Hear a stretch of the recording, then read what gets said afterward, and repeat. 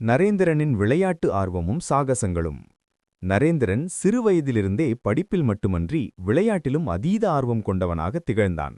அவனது உடல் வலிமையும் சுறுசுறுப்பும் அவனை மற்ற சிறுவர்களிடமிருந்து தனித்துக் காட்டின. விளையாட்டு ஆர்வம்.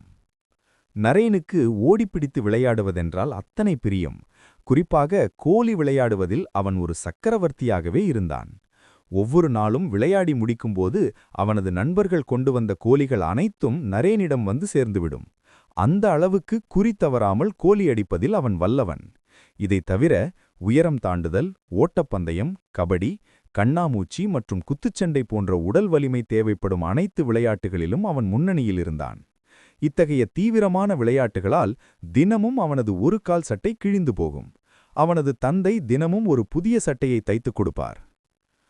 அறிவியல் ஆர்வம் கலந்த விளையாட்டு. வளர வளர வெறும் விளையாட்டுகளில் மட்டும் அவனது கவனம் நிற்கவில்லை. அறிவியல் பூர்வமான கருவிகளை செய்வதிலும் அவன் ஆர்வம் காட்டினான். தானே சிறு பொம்மை ரயில் வண்டிகளை செய்வது, எரிவாயுவால் இயங்கும் சிறு கருவிகளை உருவாக்குவது என அவனது விளையாட்டு நேரங்க பயனுள்ளதாகவும் அமைந்தன. அக்காலத்தில் கல்கத்தாவில் பிரபலமாக இருந்த சோடா குளிர்பானம் தயாரிப்பதை கூட ஒரு விளையாட்டாக செய்து பார்த்து மகிழ்வான். சாகச மனப்பான்மை. நரேனிடம் இயல்பாகவே தலைமை பண்பு இருந்தது. ஒருமுறை அவனது நண்பர்களுடன் ஜிம்னாஸ்டிக்ஸ் உடற்பயிற்சி கற்கச் சென்றபோது அங்கே ஒரு பெரிய இரும்புத்தடி விழுந்து ஒரு சிறுவன் காயமடைந்தான்.